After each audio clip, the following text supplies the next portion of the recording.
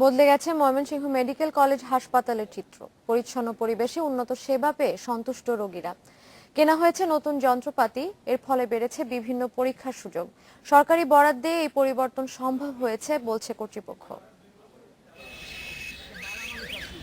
এক বছর আগেও ময়মনসিংহ মেডিকেল কলেজ হাসপাতালের বহির্বিভাগে প্রতিদিন সেবা নিত প্রায় ২,০০০ রোগী, আর এখন দৈনিক চিকিৎসা নিচ্ছে প্রায় ৫,০০০।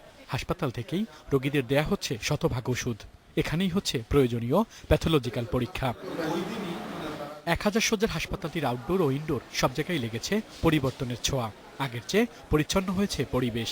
খাবার ও চিকিৎসার মান নিয়েও সন্তুষ্ট রোগীরা। নার্সরা যা লাগতেছে তাই দিতেছে, আবার টাইমে টাইমে দেখতেছে, ওষুধপত্র দিতেছে, আবার ডাক্তার আসে। হসপিটালে যে টোটাল ম্যানেজমেন্ট, এখন যে নিট এন্ড ক্লিন অবস্থা, আমি এতে সন্তুষ্ট। চিকিৎসাকে সাধারণের নাগালে আনতে সংশ্লিষ্ট সবার চেষ্টায় এই পরিবর্তন সম্ভব হয়েছে বলছেন হাসপাতালের পরিচালক। ইনভেস্টিগেশনটা নামমাত্র ছিল। আমরা প্রায় ৭০-৮০ লক্ষ টাকা খরচ করে প্যাথোলজির সম্প্রসারণ করিয়েছি।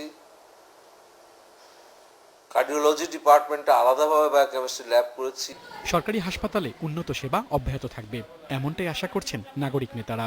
এটিকে যে আশার আলো দেখিয়েছে মানুষের ভিতরে, রোগীদের ভিতরে যে একটি নতুন করে একটি সঞ্চালনা সৃষ্টি হয়েছে, যে হসপিটালে গেলে এখন আর বিনা চিকিৎসায় ফেরত আসতে হবে না, এটি যেন অব্যাহত থাকে। বৃহত্তর ময়মনসিংহের প্রায় ২.৫ কোটি বাসিন্দার চিকিৎসার প্রধান ভরসা এই হাসপাতাল। Independent news desk.